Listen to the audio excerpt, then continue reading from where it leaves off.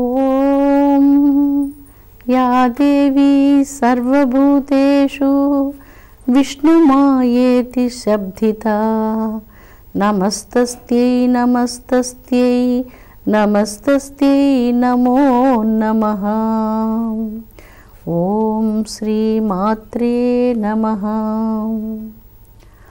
అమృతాత్మ స్వరూపులైన మీ అందరికీ మీ తల్లి అవ్యాజ్యమైనటువంటి మాతృప్రేమను అందిస్తూ గాయత్రి మహామంత్ర రాజ జపం వలన జీవితంలో సప్త వ్యసనాల నుంచి విమోచనం లభిస్తుంది. గాయత్రి మంత్ర జపం వలన సాధకులకు దివ్యమైనటువంటి తేజస్సు కలుగుతుంది. పవిత్రమైనటువంటి వాక్కు సంపదగా లభిస్తుంది. వాక్కు సంపద కదా, శాంతి సంపద కదా. ఈ సంపదలన్నీ తల్లి ప్రసాదిస్తుంది. ఎంత గొప్పవాళ్ళైనా, ఎంత పెద్దవారైనా, ఎంత ధనవంతులైనా, ఎంత పెద్ద పదవిలో ఉన్నప్పటికీ మంచి మాటలు మాట్లాడలేనటువంటి వారి మీద ఎవరికి మర్యాద, గౌరవం ఉండదని మీ అందరికీ తెలిసినటువంటిదే. వాళ్ళ మాటలు సభ్యత కలిగినప్పుడు అందరికీ చాలా అయిష్టత కలుగుతుంది. అయిష్టతకు కారణం అక్కడ వయస్సు కాదు, వాళ్ళకున్నటువంటి పదవి కాదు, ధనం కాదు, మరి ఏది కూడా కాదు. వాళ్ళ మాటలు మనకు అయిష్టతను, బాగా చికాకును కలిగిస్తూ ఉంటాయి. అందుకని సర్వశ్రేష్టమైనటువంటి జ్ఞాన సంపదను, వాక్ సంపదను, శాంతి సంపదను, సర్వోత్కృష్టమైనటువంటి తత్వజ్ఞాన సంపదను వీటన్నిటినీ ప్రసాదించేది గాయత్రి మంత్రరాజ్యము. గాయత్రి మంత్ర జపం చేసేటువంటి వారి మీద ఈ సప్త వ్యసనాలు పనిచేయు. ఏమిటి సప్త వ్యసనాలు? సప్త వ్యసనాలలో మొట్టమొదటిది జూదము. ఎప్పుడు కూడా జూదం ఆడకూడదు. ఏ రకమైన జూదమైనా సరే అలాంటిది ఆడకూడదు. లక్ష్మి ఆ చేతుల యందు నివసించదు, వాళ్ళను విడిచిపెట్టి వెళ్ళిపోతుంది. కాలం కొంచెం బాగా ఉన్నప్పుడు సంపదలు, పదవి అన్నీ చేకూరినప్పటికీ ఎప్పుడైతే ఈ సప్త వ్యసనాలలో మొదటి వ్యసనమైనటువంటి జూదం ఉంటుందో మహాలక్ష్మి తనను తాను అక్కడి నుంచి ఉపసంహారం చేసుకొని వెళ్ళిపోతుంది. రెండవ వ్యసనం జారత్వం, మూడవది మద్యపానం, నాలుగవది వేట. మానసికంగా, శారీరకంగా జంతువుల్ని, మనుషుల్ని ఇలాగా హింసించడం అనేటువంటిది వేట అనేటువంటి సప్త వ్యసనం క్రిందకు వస్తుంది. అందువలన ఈ యొక్క వ్యసనం కూడా మనిషికి మంచిది కాదు. పరుల యొక్క ధనాన్ని అపహరించుట, అపనిందలు వేయుట, అతి కఠినంగా మాట్లాడుట, పరద్రవ్యాపహరణ బుద్ధి కూడా సప్త వ్యసనాలలో ఒక వ్యసనం లాంటిది. అపనిందలు వేయడం, అవలీలగా ఎదుటి వాళ్ళని గురించి ఎలాగంటే అలాగ మాట్లాడడం, ఇవన్నీ కూడా సప్త వ్యసనాల క్రిందకు వస్తూ ఉన్నాయి. ఈ వ్యసనాలు ఒకవేళ మనిషి జీవితంలో బహుజన్మలుగా ఉండి ఈ జన్మలో కూడా అవి వెంటాడుతూ వచ్చినప్పుడు ఎప్పుడైతే గాయత్రి తల్లి పాదాలను మీరు భక్తితో పట్టుకుంటారో ఆ గాయత్రి తల్లి ఈ సప్త వ్యసనాల నుంచి మానవులకు శాశ్వత విమోచనాన్ని ప్రసాదించి శాశ్వతమైన కీర్తిని, ప్రతిష్టను, దివ్యత్వాన్ని, పవిత్రతను, ఆంతరంగికమైనటువంటి శుద్ధ చైతన్యాన్ని, మోక్షస్థితిని వీటన్నిటినీ ప్రసాదించేది గాయత్రి మంత్రరాజ్యము. అంతటి అదృష్టవంతమైనటువంటి తేజస్ సంపదను శ్రీ గాయత్రీదేవి సాధకులకు ప్రసాదిస్తుంది. ఈ దినం మనం యమగాయత్రి బీజమంత్రం చెప్పుకుంటాం. గాయత్రి మంత్రంలో యో అన్నటువంటి బీజమంత్రాన్ని జపించడం చేత యోగమాయ అన్నటువంటి గ్రంథి వికసిస్తుంది. ఈ గ్రంథి వికసించడం చేత జాగృతి అన్నటువంటి మకరందం అందులో నుంచి ఉద్భవిస్తుంది. జాగృతి శక్తి కలుగుతుంది. జాగృతి అంటే మంచి అవేర్నెస్ అని మనం చెప్పుకోవచ్చు, మెలకువ అని చెప్పుకోవచ్చు. జాగృతి పొందడం అంటే వికాసం చెందడం, వికసించడం, ఇలాంటి అర్థాలు వస్తుంది.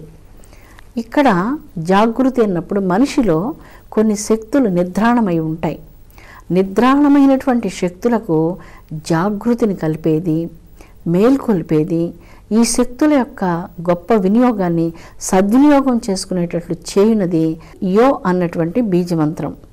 ప్రతిగ్రహ మహాపాతకాలను నశింపచేసేటువంటి శక్తి ఈ బీజమంత్రానికి ఉన్నది. ఈ బీజమంత్రానికి ఉన్నటువంటి మంత్రశక్తి విశ్వమోహిని. ఈ బీజవర్ణం తెల్లని వర్ణం, అంటే శ్వేతవర్ణం. ఈ బీజమంత్రానికి ప్రధానమైనటువంటి దైవం యమధర్మరాజు.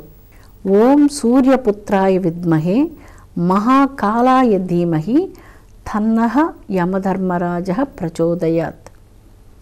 ఇది యమధర్మరాజు యొక్క గాయత్రి మంత్రం. కాలశక్తికి యమధర్మరాజు అధిష్టాత. ఈ బీజమంత్రాన్ని జపించడం చేత మానవ జీవితకాలం నిరుపయోగం కానివ్వక అమూల్య జీవితకాలం సద్వినియోగం అగునట్లు చేయనది యమధర్మరాజు. స్ఫూర్తిని ప్రసాదించేది ఈ యో అన్న బీజమంత్రం. జాగరూక శక్తిని సైతం ఈ బీజమంత్రం ప్రసాదిస్తుంది. ఈ బీజమంత్ర జపం వలన మనిషికి కాలాన్ని చక్కగా సద్వినియోగం చేసుకునేటువంటి శక్తి లభిస్తుంది.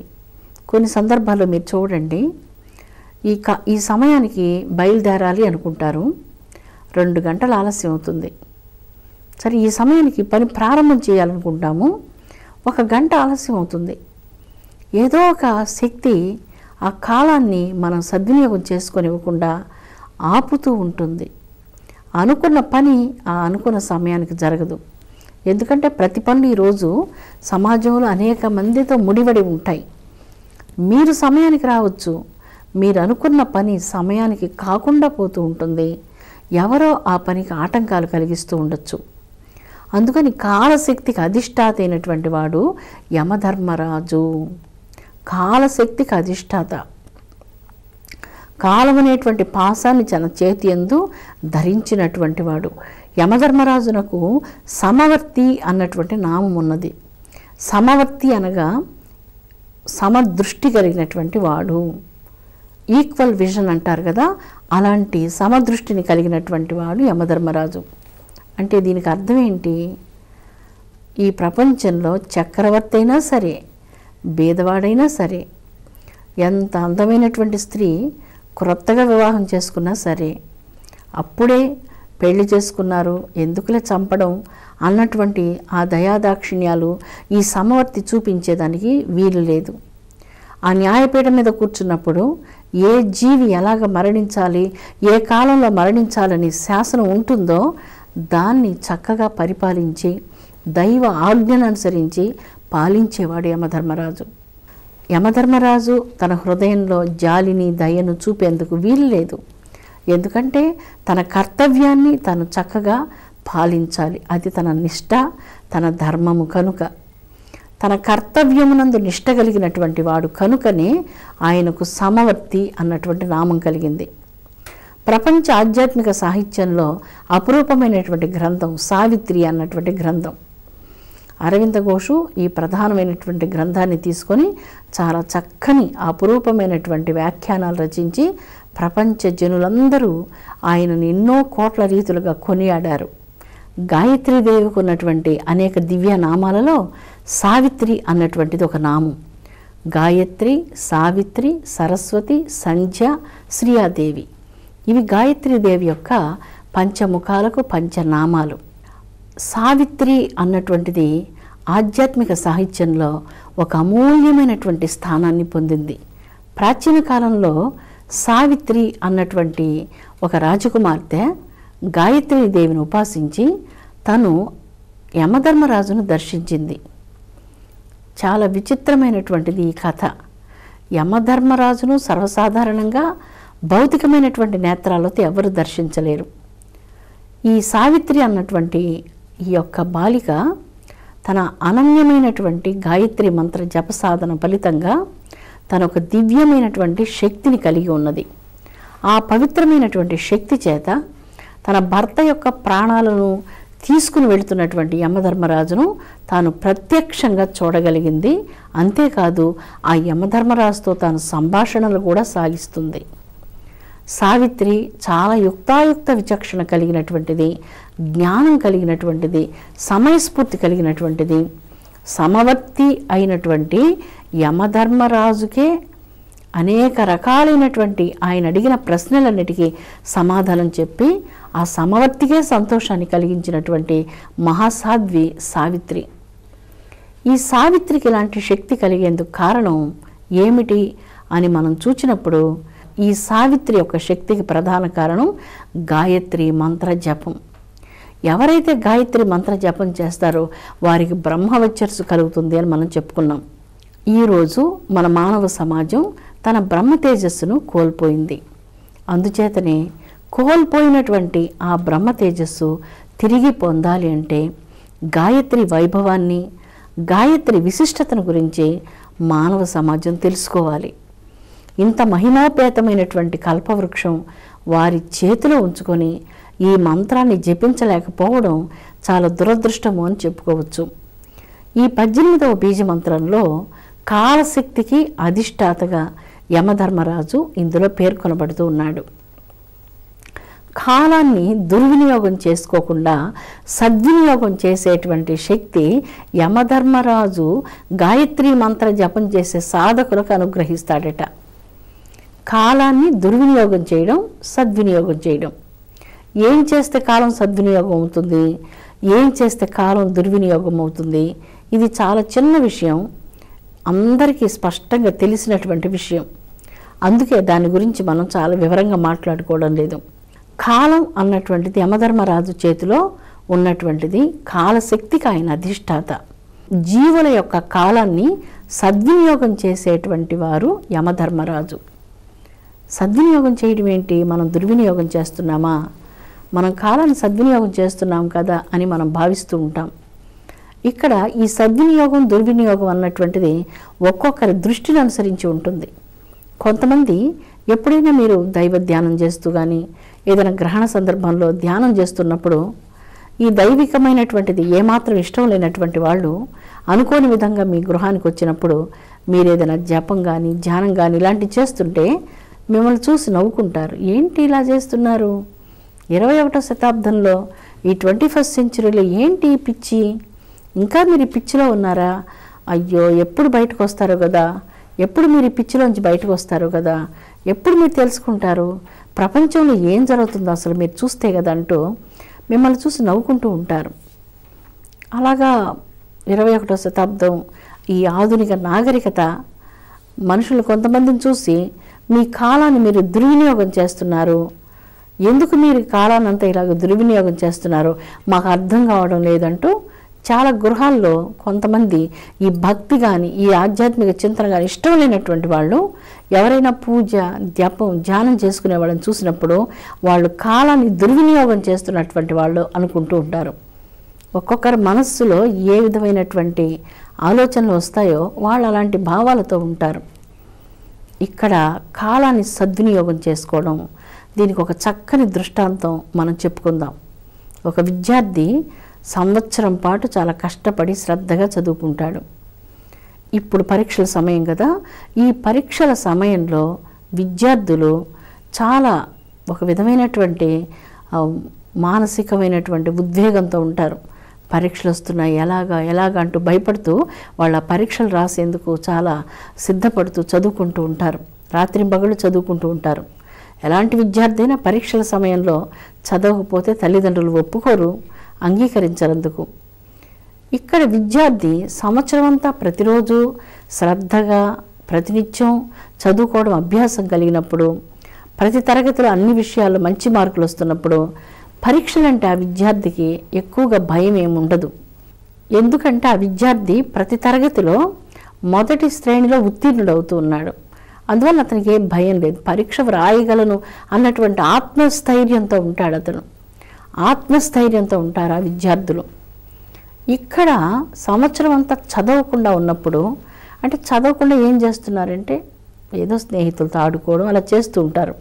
ఇలా చేస్తున్నప్పుడు కాలం దుర్వినియోగమైంది. ఈ పరీక్షల సమయానికి మానసిక ఒత్తిడి పెరిగింది.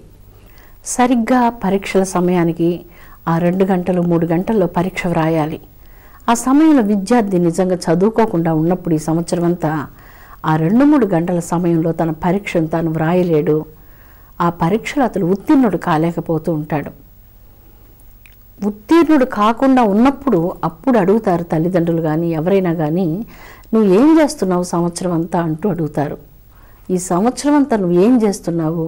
నువ్వు రోజు స్కూల్కి వెళ్తున్నావు కదా, నువ్వు ప్రతిరోజు ట్యూషన్కి వెళ్తున్నావు కదా, ఎప్పుడు చూసినా పుస్తకాలు పెట్టి చదువుకుంటున్నావు కదా, మరి ఎందుకు ఇలాగ ఇంత తక్కువ మార్కులు వచ్చిందనని ఎవరైనా ఈ లోకంలో తల్లిదండ్రులు అడగకుండా ఉండలేరు కదా. అలాగే ఇక్కడ ఈ ప్రపంచం అనేటువంటి పాఠశాలలో ప్రతి ఒక్కళ్ళు ఒక విద్యార్థి వంటి వాళ్ళు. జీవితం చాలా పాఠాలను నేర్పిస్తుంది.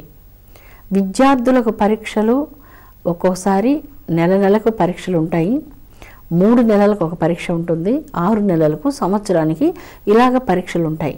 కానీ ఈ యొక్క అనంతమైనటువంటి కళాశాలలో, భగవంతుని కళాశాలలో ప్రతి నిమిషము అనేక రకాలైనటువంటి పరీక్షలు ఉన్నాయి. మీరు అక్కడ విద్యార్థులు. మీరు ఎన్నో పాఠాలు జీవితం ప్రతి నిమిషం మనకు అనేక అవకాశాలను ఇచ్చి జీవితాన్ని చక్కగా జీవించే అనేక అవకాశాలు ఇస్తుంది. ఆ అవకాశాలన్నీ మనం దుర్వినియోగం చేసుకొని, దుర్వినియోగం చేసుకొని మన జీవిత కాలంలో బాగా వృద్ధాప్యం వచ్చినప్పుడు, అంటే 70 సంవత్సరాలు 80 సంవత్సరాలు వచ్చేటప్పటికి బాగా కంటి చూపు తగ్గిపోతుంది. అప్పుడు ఏం చదవాలన్నా కూడా చదువుకోలేరు. ఏదైనా మంచి గ్రంథాలు చదువుకోవాలంటే కూడా చదువుకోలేకపోతారు. ఏదైనా వినాలన్నా కూడా అప్పటికి వినికిడి కూడా బాగా తగ్గి ఉంటుంది, ఏమీ వినలేకపోతూ ఉంటారు. ఏదైనా ఎవరైనా చెప్పినప్పటికీ కూడా అవి మనస్సుకు ఎక్కవు. ఎందుకంటే మనస్సు అనేక రకాలైనటువంటి విషయాలన్నీ బాగా మెదడు నిండా రికార్డ్ చేసి పెట్టుకుని ఉంది. అవన్నీ తుడిచేస్తే కానీ కొత్త విషయాలు అక్కడ ఉండలేవు. అందుకని ఈ నిరుపయోగమైన విషయాలు, అర్ధరహితమైన విషయాలు, మనకు సంబంధం లేనటువంటి విషయాలు, ఎక్కడెక్కడో ఉన్నటువంటి విషయాలన్నీ మెదడు నిండా కావలసినన్ని ఆ గదులంతా నిండిపోయి ఉన్నాయి. ఇవన్నీ తుడిచిపెట్టబోవాలి. అందుకని ఏదైనా ఒక మంచి దైవికమైన విషయం చెప్పినా అది కూడా జ్ఞాపకం ఉండదు. ఎవరైనా ఏదైనా ఒక చిన్న మంత్రం ఇచ్చి ఈ మంత్రమన్న జపం చేయండి అంటే ఆ మంత్రం కూడా జ్ఞాపకం రాదు, మర్చిపోతూ ఉంటారు.